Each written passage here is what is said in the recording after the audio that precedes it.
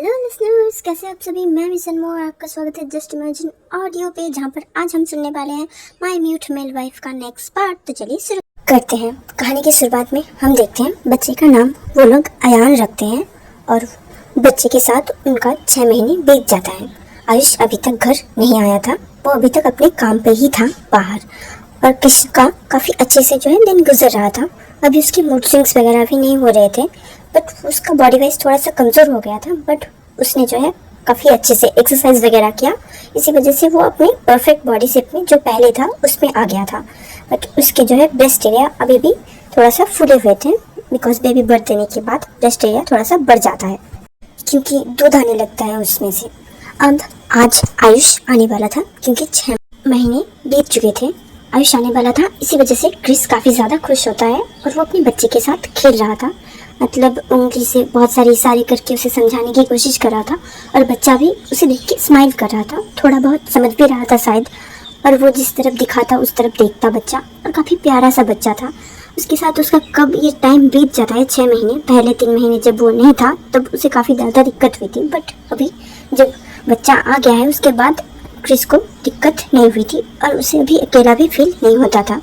और वैसे भी प्रेगनेंसी के टाइम बहुत सारे हार्मोनल चेंजेस होते हैं, जिस वजह से भी वो काफ़ी ज़्यादा सैड रहता था। और एक बात, वो काफ़ी पॉजेसिव भी बन गया था अपने बच्चे के लिए। वो डॉक्टर और फैमिली मेम्बर्स के अलावा किसी और को टच भी नहीं करने देता। मतलब बाहर से कोई मेहमान आए और उसे टच करने जाए तो उसे नहीं करने देता। अभी मतलब बाहर के लोगों को उतना भी नहीं पता था, बस क्लोज फ्रेंड्स को उसके बारे में पता था और उन्हें भी यही लगता था कि वो एक अडॉप्टेड चाइल्ड है, ना कि उसने उसे खुद से बर्थ दिया है। हम देखते हैं क्रिस तभी भी बच्चे के साथ खेल रहा था। आयुष आता है और उन्हें हग करने जाता है। क्रिस नोटिस कर लेता है और वो भी हग करना चाहता था आयुष को, बट वो नहीं करता, खुद को रोक लेता है। मतलब हाथ बढ़ाने के बाद वो अपने हाथ को नीचे कर लेता है। आयुष को ये थोड़ा सा अजीब लगता है, पर क्रिस उसे बाथरूम का रास्ता दिखा देता है, मतलब वॉशरूम का रास्ता दिखा देता है, उसे नहाने के लिए बोलता है। ये समझ आ जाता है आयुष को।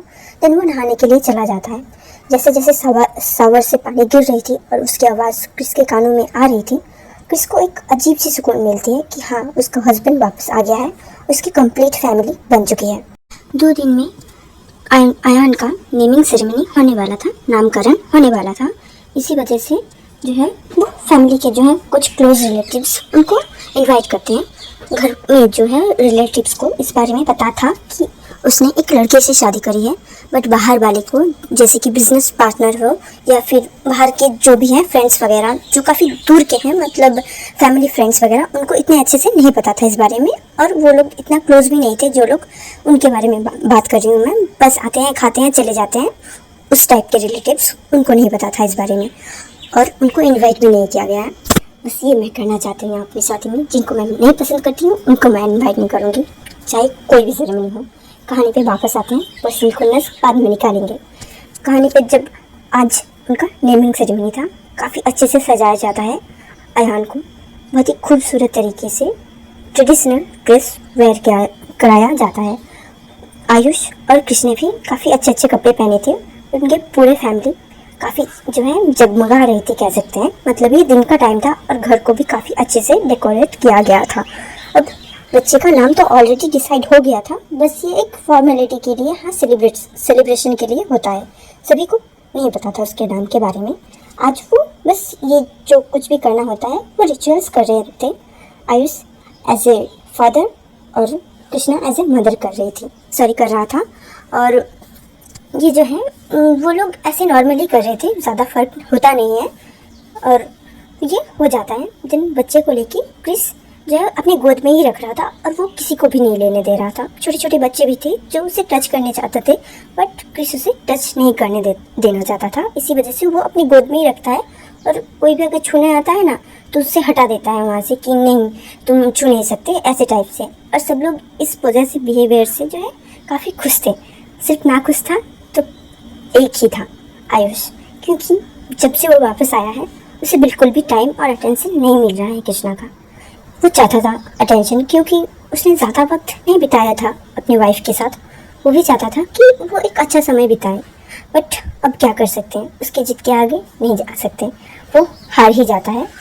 पर फिर भी वो अपने फैमिली के साथ काफ़ी हैप्पी रहता है। बहुत सारे पिक्चर्स भी क्लिक कराए जाते हैं और यहाँ पर अयान को काफ़ी ज़्यादा क्यूट बोल रहे थे सब लोग, और ये चीज़ कृष्णा को काफ़ी ज़्यादा अच्छा भी लग रहा था कि हाँ उसके बेटे को सब लोग क्यूट बोल रहे हैं। दिन ख़त्म हो जाता है सेरेमनी। रात को हम देखते हैं क्रिस अभी भी अपने बच्चे को ही गोद में लेके बैठा हुआ था, उसे खिला रहा था और सुलाने की कोशिश भी कर रहा था कि हाँ बेटा सो जा जल्दी, और नहीं सोएगा तो खेलूंगा मैं तेरे साथ। और दूसरी तरफ आयुष जो इतने दिनों बाद घर आया है और वो अटेंशन चाहता था क्रिस का, बट वो दे नहीं रहा था उसे वो वाला अटेंशन। देन थोड़ी देर बाद जब अयान सो जाता है उसे पालने में रख देता है क्रिस, एंड वो अभी भी बच्चे को निहार रहा था पालने के ऊपर से। यहाँ पर आयुष हमारा जेलस हो जा रहा था और वो चाहता था कि कब आके वो बैठे यहाँ पर और अच्छे से बात करे क्रिस से, बट क्रिस आ ही नहीं रहा था और वो देखे ही जा रहा था अपने बच्चे को, प्यार से निहार रहा था और ये काफ़ी क्यूट लग रहा था। मतलब ये चीज़ देखना कि हाँ उसकी मदर अपने बच्चे को निहार रही है, ये काफ़ी क्यूट प्यारा सा सीन था। बट जलन हो रही थी हमारे आयुष को। आयुष जाता है एंड पीछे से कमर से पकड़ता है वो क्रिस को, देन उसे खींच के लेके आता है। देन वो लिखता है एक कागज़ में कि क्या कर रहे हो तुम, मुझे टाइम ही नहीं दे रहे हो। क्रिस बोलता है बच्चा छोटा है और उसे टाइम देना ज़रूरी है, ये साइन लैंग्वेज में बोलता है, इसी वजह से आयुष को समझ नहीं आता और वो पेपर और पेन आगे बढ़ा देता है उसकी तरफ। देन वो लिखता है और इस देखने के बाद आयुष को गुस्सा आ जाता है और बोलता है हर वक्त उसी के साथ रह लो, रात का बस 2 घंटा मुझे दे दो, बस थोड़ा सा बातें करना है। अगर तुम नहीं चाहते कि मैं तुम्हारे साथ इन्वॉल्व हूँ फिजिकल हूँ तो मैं नहीं करूँगा कुछ भी, बस थोड़ा सा वक्त बिताओ मेरे साथ। आने के बाद से देख रहा हूँ तुम बस उसी के साथ रह रहे हो, उसी को कोई अगर टच भी कर दे तो तुम गुस्सा हो जाते हो, और तुम क्या मेरी जगह उसे दे दोगे। वो लिखता है ये सब कुछ। देन वो जब देता है किसी से पढ़ता है, देन टुकुर टुकुर देखने लगता है आयुष की तरफ और आयुष को कुछ भी समझ में नहीं आता।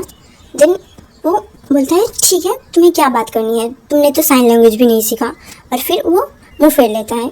आयुष बोलता है तुम्हें ने तो कहा था तुम्हें 5 बच्चे चाहिए, तो उन्हीं के लिए तो कमा रहा हूँ ना मैं, और इतना टाइम नहीं मिलता मुझे कि मैं ये सब सीख पाऊँ। अगर हाँ होता कि हम लोग टीन एज में मिले थे तब मेरे पास भर भर के टाइम होता था और मैं तुम्हारे लिए कुछ भी सीख सकता था, बट अब की बात अलग है, अब मैं कैसे सीख सकता हूँ, मुझे थोड़ा सा खुद के लिए भी टाइम नहीं मिलता। तुम देख तो रहे हो ना कि हाँ मुझे बाहर रहना पड़ा इतने दिनों तक, 1 साल तक लगभग, और अब जाके मैं घर वापस आया हूँ, तुम्हारे साथ थोड़ा सा टाइम स्पेंड करना चाहता हूँ, क्या तो हम लोग कल घूमने जा सकते हैं।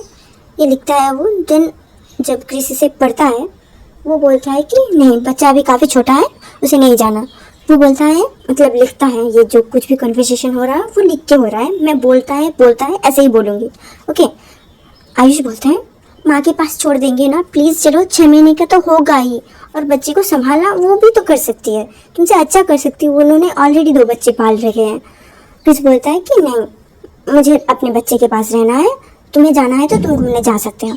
आयुष बोलता है मतलब अपने जो है हाथ से अपने माथे पे मारते हुए बोलता है कि वाह क्या पार्टनर मिला है मुझे, क्या वाइफ मिला है मुझे। इसे डेट का मतलब भी नहीं पता।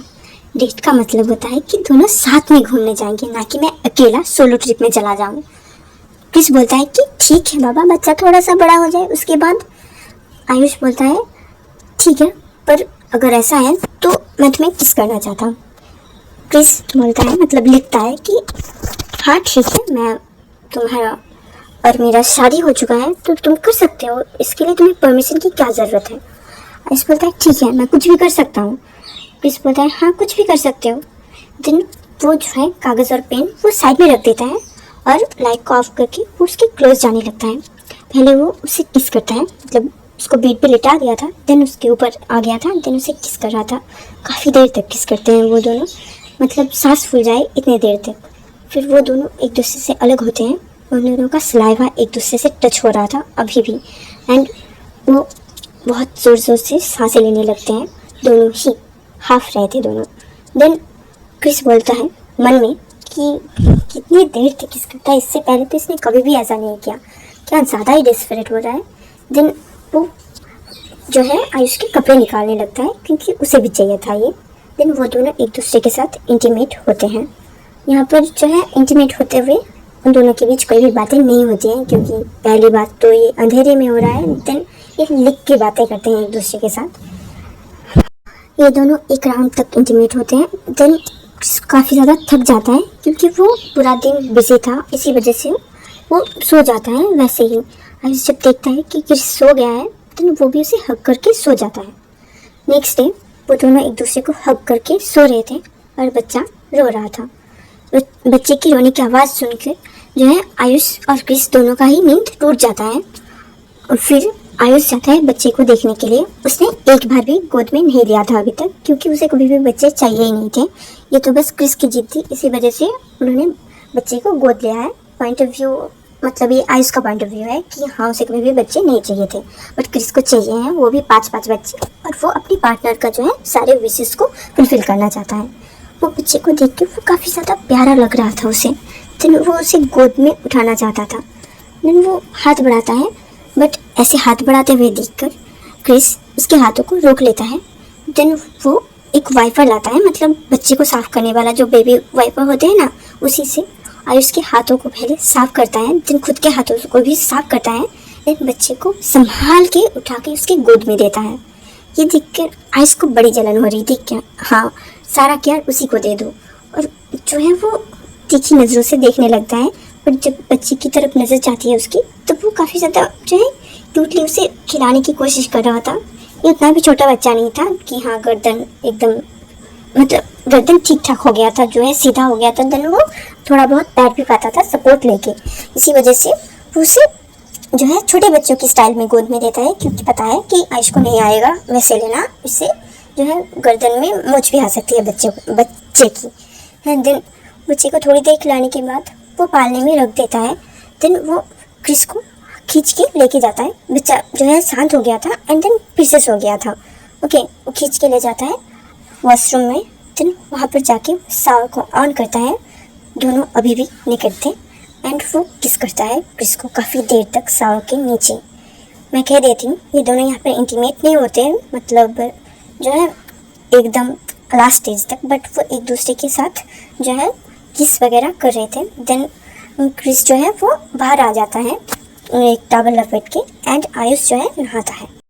आयुष कल रात से ही एक चीज़ नोटिस कर रहा था और वो अभी रियलाइज़ करता है उस बारे में और सोचने लगता है कि उसके चेस्ट में से मिल्क कैसे आ सकता है। वो एक लड़का है।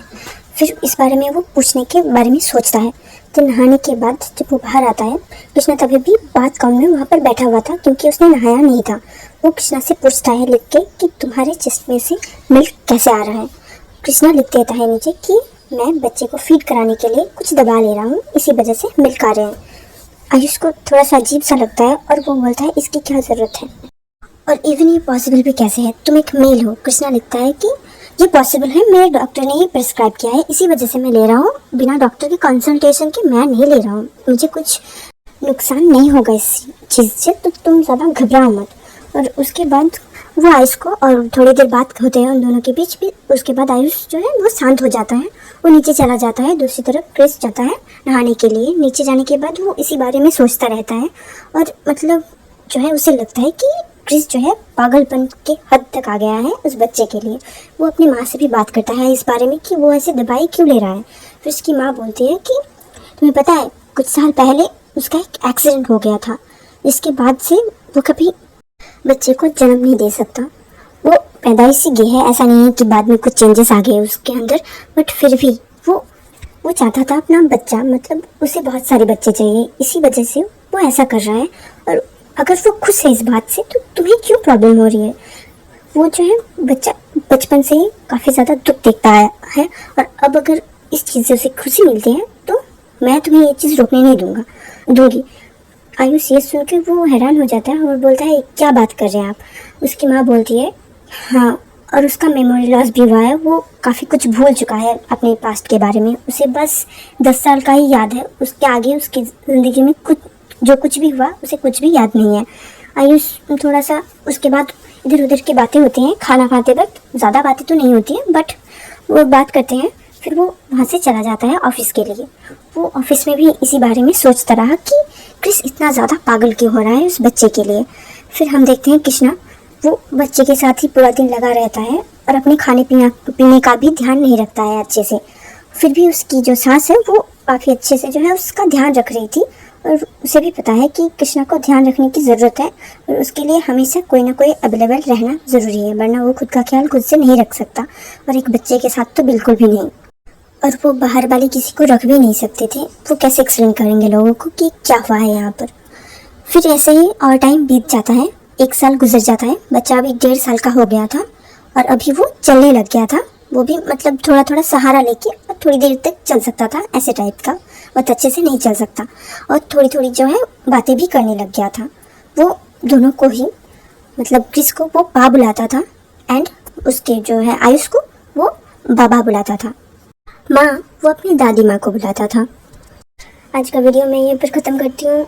आई नो वीडियो थोड़ा सा शॉर्ट बना स्टोरी, बट मैं आगे से बड़ा बनाऊँगी, मतलब नेक्स्ट वाला पार्ट, और उसमें बहुत सारा ढेर सारा रोमांस भरूँगी।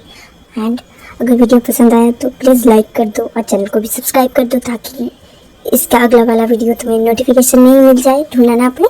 और thank you for watching, bye bye.